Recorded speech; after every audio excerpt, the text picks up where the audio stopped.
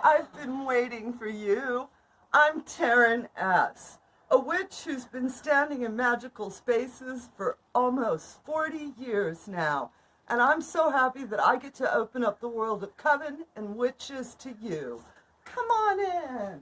Hello, hello.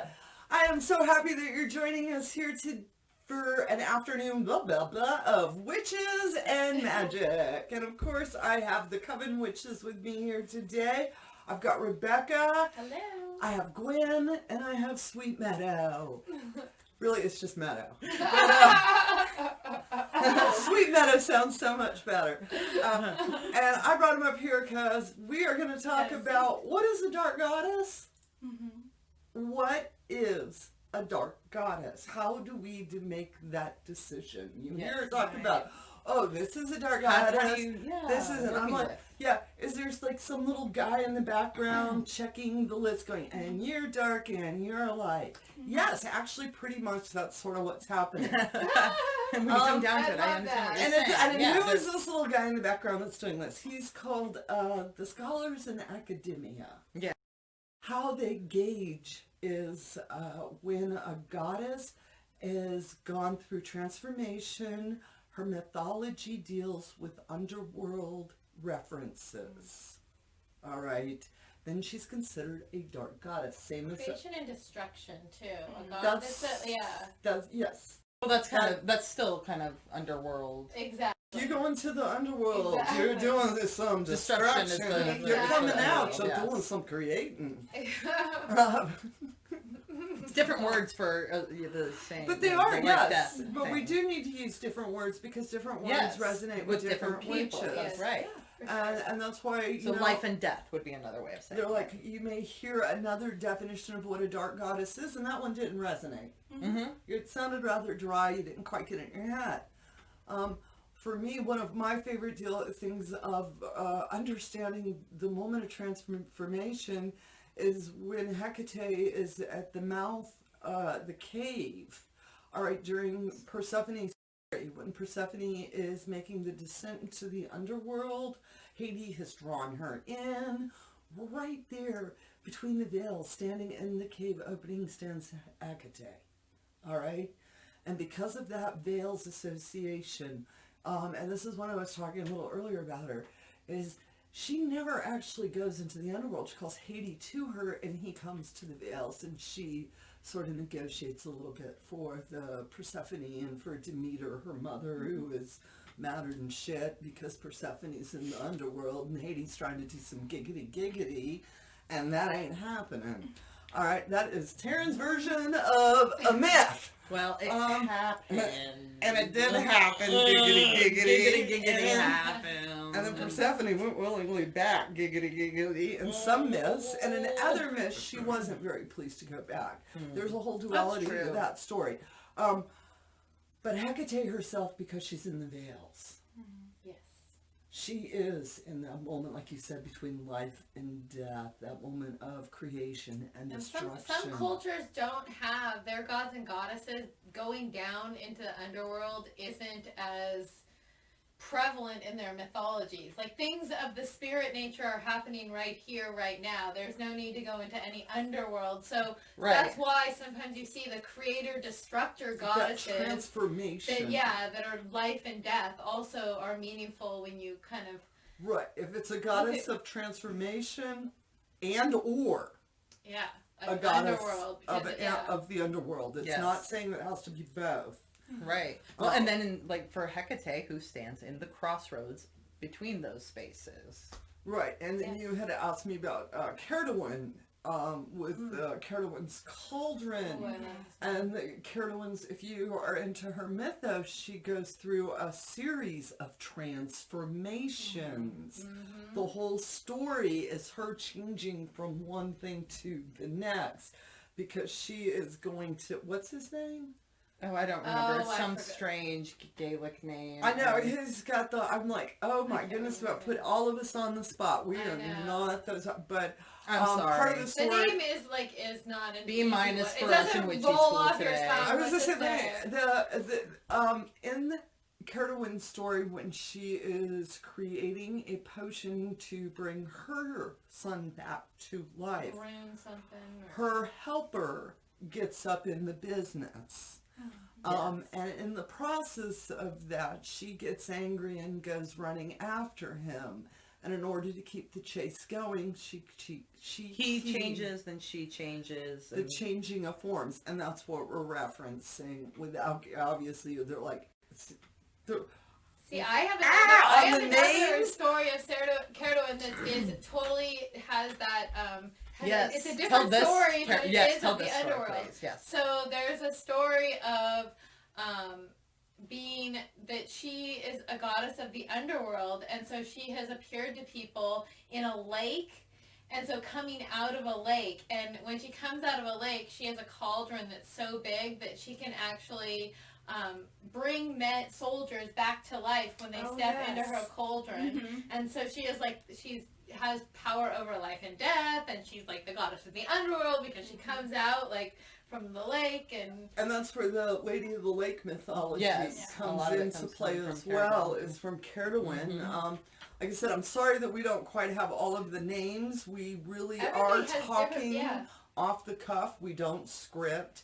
And you will find that when you're getting into mythology, dealing with the different names, sometimes it's hard to pronounce them. It's hard to remember them all. And we try our best.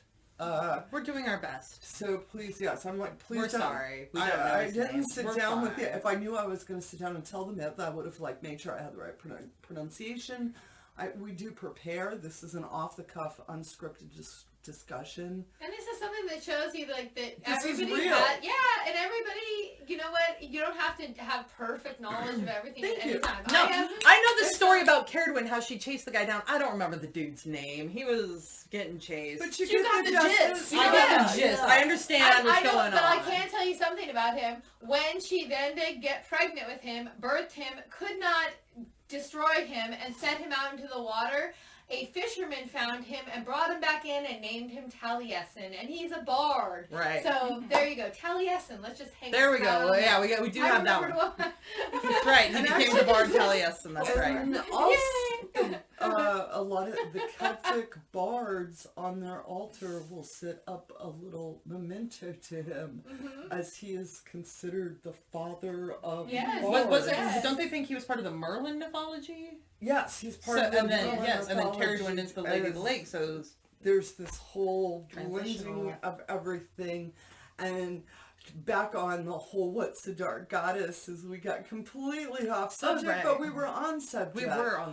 This is what it's about, witches, as we sit and we talk among ourselves, and we don't remember all of the story, but we do remember this part, and we inspire each other. And one tells one part and one tells another. That's what a story is. That's how things are transmitted and how we learn things, and this is actually exactly how it should be, is that each of us are providing a piece of the puzzle, and we're all getting to know this mythology with you. Yeah. Continuing that oral tradition, oral tradition that is as old as humanity is. Definitely. It's okay if you stumble over the stories as you're learning them with the dark goddesses. That's very true, yes. Just because if you sit up Carowin's cauldron to her and you don't quite get it, it's okay. Okay? She knows you tried. She knows. And you remember us. Up here, you done listen to us.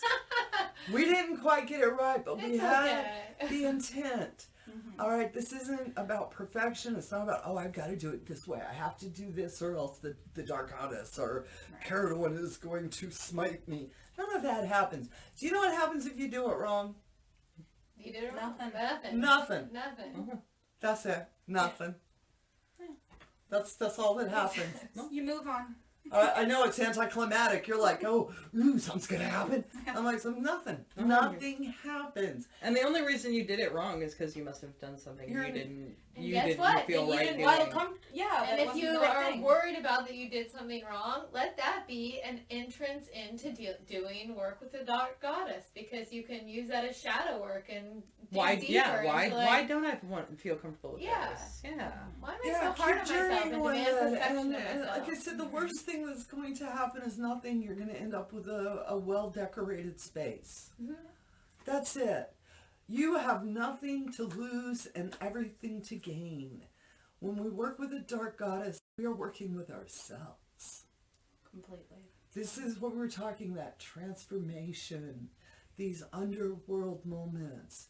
These are Nana's hand and walking down into the underworld. Like Yes. walking with, like, you become that. You like live, you take the journey with these goddesses. Or, I mean, even if you just invite them in for a space, that energy, that dark, transformative journey energy is still there. So this is your journey to take, witches, and use information wisely. Inspire your journey, but don't let it dictate your journey. Mm-hmm. Because this is, again, this is the do you boo. You are already just the way you're supposed to be. The goddess is there waiting for you. You just gotta walk through that crossroads. And if you're liking what you're hearing and you're leaning in and wanting to know more about the House of Witchcraft, who are these Crossroads Witches, what do? We have a Patreon area so that you can come be part of our community. You know, of course, we've got exclusive video content. We have a Dedicant's journey that you can start on if you choose.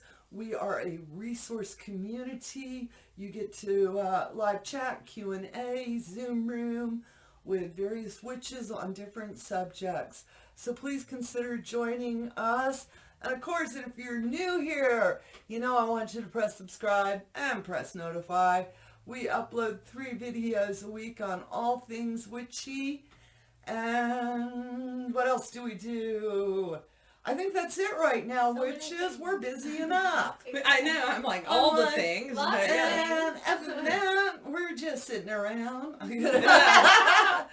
Thank you so much for joining us. And we want to give a shout out to Moon Wilkerson. Hello. We love your comments, sweetheart. If you are a bright spot in our day, we're happy to hear that we're a bright spot in your day. And as you know, witches, hope you have as bright a blessed day as that we're getting to have right here in this moment. The ending never changes. It's always the same. Amen. Blessed be. Ashe, And Abobo.